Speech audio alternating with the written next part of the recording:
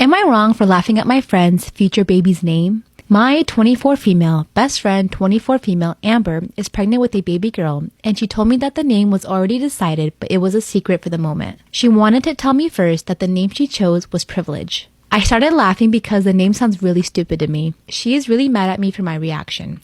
I can't really ask for feedback from our other friend because I can't tell them the name. My mother thinks that the name is not so bad and that I was mean, but my dad agrees with me. Amber says that people have always told her that she is so privileged for being so pretty and having a family so rich, but that she never felt really privileged until she felt her daughter inside of her. The name is meant to represent that. I respect that, but I think the name is really unusual and that poor girl will probably get bullied because of it eventually. Also, I think the idea of privilege is linked to a lot of people in the United States to the notion of white privilege. And if the daughter looks like Amber, who is really white and blonde, that name could be bad for her. Maybe nothing of this is my problem, but she is my friend and I worry about her and her baby. So, am I the asshole? Every night, my girlfriend wakes me up to tell the exact same joke. Before I start, I feel like I should let something very clear. I absolutely love Ellen. We've been living together for about 3 years now, but have known each other our whole lives. In fact, we were childhood friends, and I know this may sound like a fairy tale to some people, but it truly felt like we were always destined to be together. Even after graduation, when we started dating other people, it only felt truly right when we were with each other. So I don't know what took me so long to ask her out, but I'm really glad I did. We have the same taste in music, movies, and even food. We laugh at the same dumb jokes, and know exactly how to comfort each other in times of need. She's the kindest, most gentle and loving girl I ever met. We even been talking about our plans for marriage, and how we would like to have kids of our own. That's why it hurts so much how it all went terribly wrong, in just 4 nights. I would also like to preface that Ellen doesn't have much of a family other than me, and some very distant aunts that she never met and doesn't even know their names. I was born in a big family, with 4 siblings and plenty of cousins that were always visiting, and even helping out when we got in trouble. Ellen has none of that. She doesn't have any siblings, and her father was an alcoholic, abusive freak that died when she was young. Her mother was a very kind and inspiring person, that took care of the family by herself for many years. And almost a second mother to myself. So when she passed away last year, it hurt us both for a long time, but Ellen stayed strong. She's not the type to let her feelings easily surface, so you gotta be a lot more perceptive to get what she truly feels. I used to pride myself in being capable of that. I felt like I knew her better than I knew myself. That's why this is all so strange, and frankly, terrifying.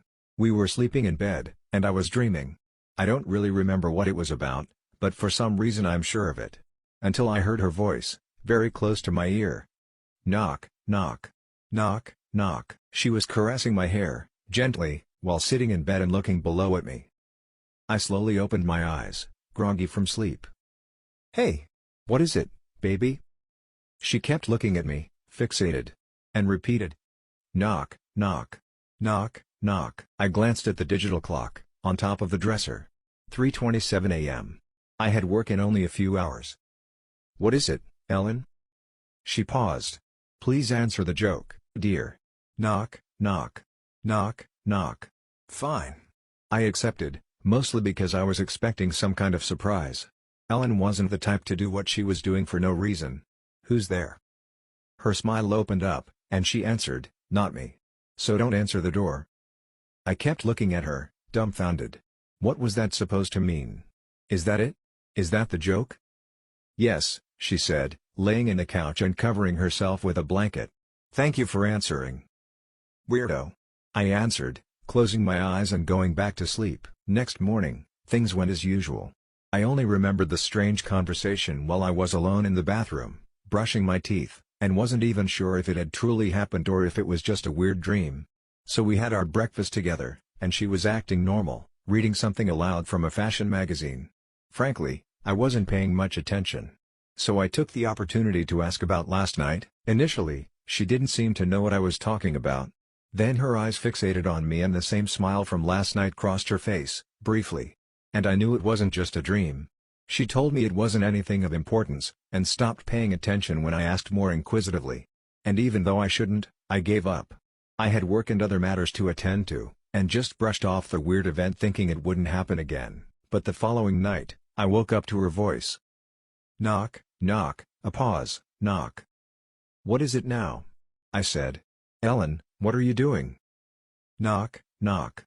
Knock, she repeated. This time, she wasn't even touching me. Just sitting in bed, looking at me with that same smile.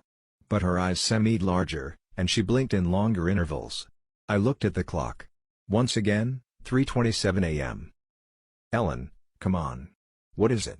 I got work in a few hours, can't have the luxury of waking up in the middle of the night to answer knock-knock jokes. Knock, knock. Knock. This is getting creepy, you know? I'm not sure if this is some gag you've been doing, but I don't like it. Answer it. Knock, knock. Knock. I sighed, but also let a small laugh escape. It was creepy, of course, but she was also my Ellen. So it didn't bother me as much as it should. Fine. Who the fuck is there? I answered in a playful tone. Not me. So don't answer the door. For some reason, I felt a chill down in my spine. It was the same answer as before, and I still didn't get what it meant. But the way she said it, with a strange, monotone voice, contrasted well with her smile and the fact that I had no idea of what she meant by that. What does that mean? I asked. I really don't get it. She just smiled, and went back to sleep. I felt a throb in my heart, but did the same. Next day, we talked again about what was happening. She was very evasive with my questions, and I barely got her to say anything. It was almost as if she couldn't talk about it, which was very strange, considering we talk about pretty much everything. I told her I needed to be well rested for work, something she should understand well, and wasn't liking her little gag every night. She just nodded. And I decided to not press further, as I didn't want to hurt her feelings and had work to attend to. When I got back home, we had dinner, watched a movie and went to bed. Knock, knock. I opened my eyes faster this time around. In fact, I barely got any sleep, I just knew she would do it again and kept thinking about it the whole time. Glanced at the clock, 3:27 a.m. Knock, knock. I thought about ignoring her. Just pretending I was asleep and she wouldn't wake me up. So I closed my eyes slowly, hoping that she hadn't seen me opening them in the first place, and stayed quiet. Knock, knock. She continued. She didn't stop. I regulated my breathing, but she kept going. Knock, knock. I'm not answering your fucking joke, Ellen. Stop it. Knock, knock. I ignored but she kept going. She had never been this insistent with anything before. I tried to ignore it, but it was getting on my nerves, and frankly, I felt scared. Why was Ellen doing this? Why every night, at the same exact time down to the minute? Why wouldn't she let me sleep until I answered her? Knock, knock. I got up in a sudden movement. God damn it, Ellen. I was ready for a discussion, but when I finally glanced at her, it was as if the strength was drained from me. She wasn't smiling. She wasn't blinking. Just staring right at me, fixated like an animal. And her mouth was moving, slowly, and she didn't stop. Knock, knock. I didn't know how to react, or what expression I had when I saw her, but my heart skipped a beat. It was terrifying, as if her gaze froze me in place. 1,000-yard stare. Knock, knock. Who's there? I asked, feeling as if it was the only way out of that nightmare. Not me. So don't answer the door, she said, weakly. Ellen slowly closed her eyes and laid down. I kept staring at her while she fell into what seemed to be a deep sleep. I got up and left. I walked downstairs and sat down at the couch in the living room, staring at the night sky outside and absorbing the quiet of the neighborhood. My heart was beating fast and it didn't slow down. I was too scared to sleep in the same room as my girlfriend, all because of a fucking knock-knock joke. But it was unnatural. I thought about calling someone.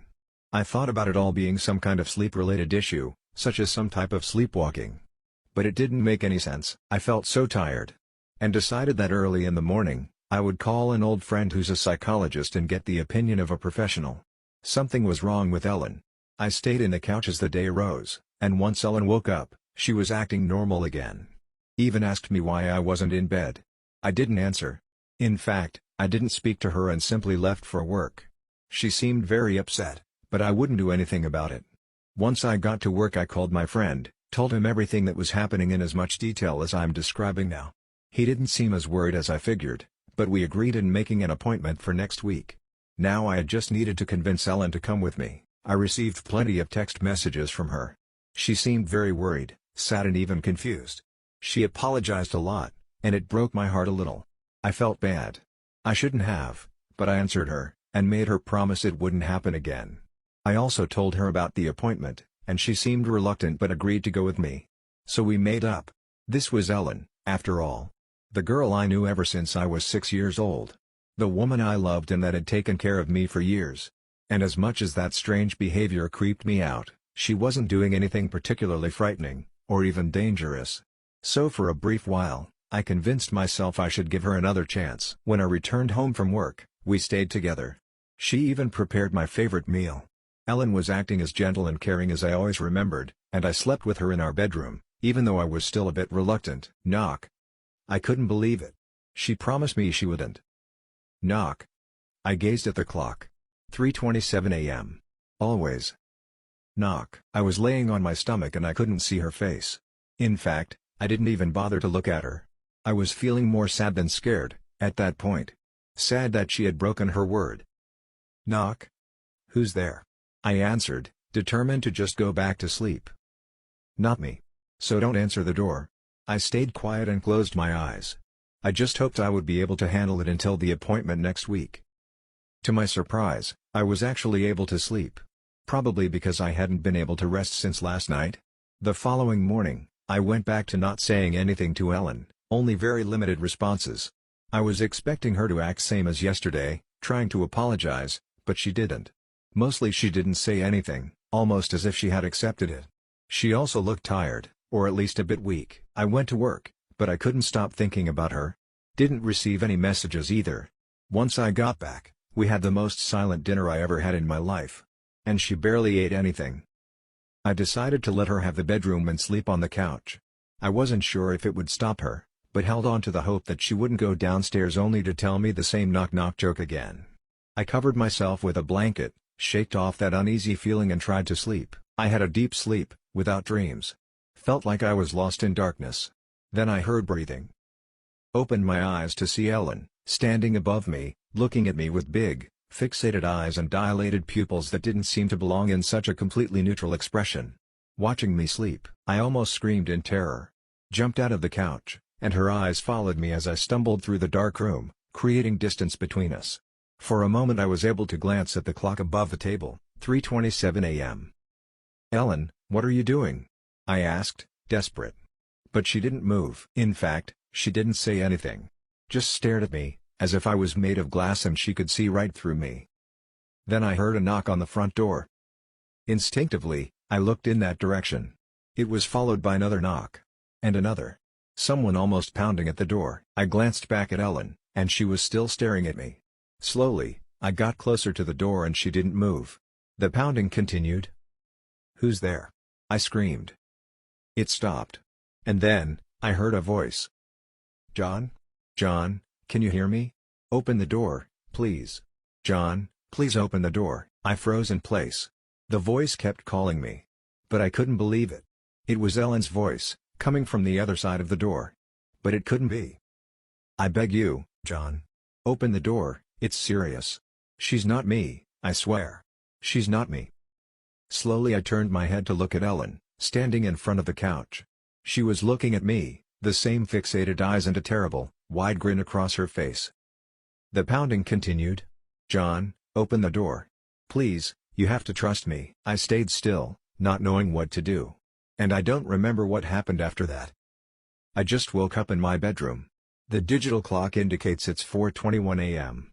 Ellen isn't by my side, I'm completely alone. I'm trembling, uncontrollably, and I don't know what's going on. I don't remember what happened after I saw her terrible grin. I don't know if I opened the door. I tried to look for my phone, see if I could call the police, or at least someone that I know. But I left it downstairs. All I have is Ellen's laptop, and it's where I'm writing this right now, to get advice. Because I can't go downstairs. The corridor is dark, very dark, almost as if the shadows were leaning into the room. And I can hear a faint, scratching sound coming from below.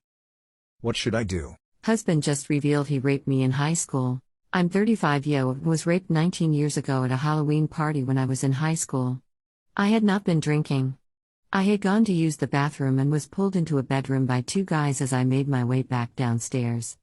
I was 16 and the guys both were wearing scream masks. I only told my husband about the rape at the start of quarantine and we really haven't talked about it until last night when, while drunk, he blurted, "Yeah, that was me." He then said I seemed okay after, and at least he did the right thing and married me, and made a few jokes about how I was slutty back then and was testing out the goods. He feels that since we're happily married, it all worked out okay. I don't know how to process as I'm feeling too many things at once. My husband is 5 years older than me and is my school friend's brother. So he knowingly raped a 16-year-old. We also have 2 daughters, 12 and 14, and I don't want him anywhere near them. I don't think he'll hurt them, but I'm feeling weird about everything. My husband pursued me pretty aggressively when I was 18, and we were married and pregnant by my 21st birthday. He also refuses to tell me who the other guy was, simply saying it won't make anything better for me knowing. I'm pretty financially dependent on my husband and have been relatively happy until now. I'm currently questioning everything, and I'm not sure if me and my girls are safe. His flippant attitude and constant drinking has me feeling a bit unsafe. I just don't have anywhere to go. Am I crazy if I stay? Are my girls safe? Reddit, what is the most effed up way you got back at someone that wronged you? Friend and I were fishing at a local creek when my friend's brother pulled up. Being the D he normally was, he started throwing rocks in the creek to scare the fish, and then he threw my friend's bike in the creek. We were 13 at the time. My friend was crying and I felt so bad. I jumped into the creek and got his bike out, told him we would get his brother back. About a month later we were fishing again and it was the dead of summer. I told my friend today is the day we get his brother back. Caught a 2/3 pound carp, threw it up on the side of the bank and left it there until we were done fishing. At the end of the night went back to his place. His brother's car was sitting on the street. We took the carp, sliced it open and threw it under the driver's seat and rolled his windows 3/4 up. The next morning when we woke and left, I forgot about what we had done. Well, when I rode past JT's car I noticed the window was kind of black, and then I took a closer look. It was covered in flies. I actually got scared because I did not expect a window caked with flies. By the time I got home I was laughing in tears because his brother was always such a D to us. Fast forward to baseball practice about 3 days later. Friend had a black eye but smiled at me when we made eye contact. His brother flipped out and ran into his house and punched him in the face. His mom flipped out on his brother. Brother was grounded for the rest of summer. His mom said that my friend would never do such a thing, and he played along and acted as if he had no idea. Apparently the smell never really left the car. We nicknamed his brother Lord of the Flies.